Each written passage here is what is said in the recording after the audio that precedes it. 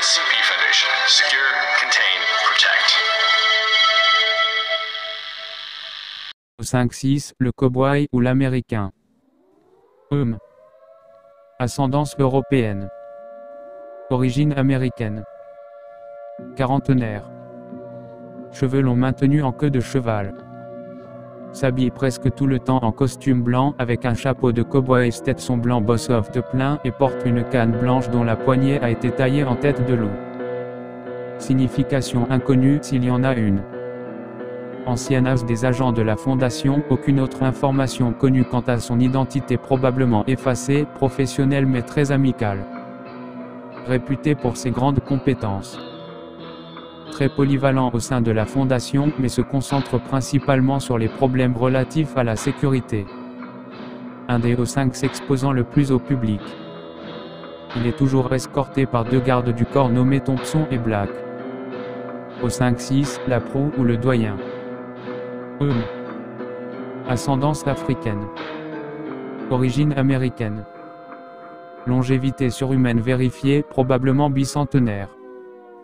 Au 5 il était déjà vieux quand il a participé à la création du Conseil. Au 5, il aurait aujourd'hui atteint un âge tellement avancé que même les capacités de SCP-ci ne pourraient pas le rajeunir.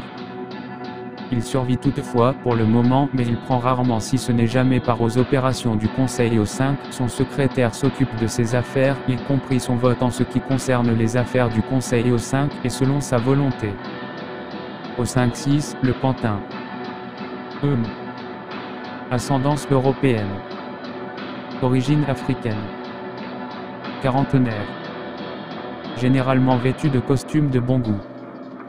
Rarement aperçu en public, mais un membre très actif du commandement au 5 en interne.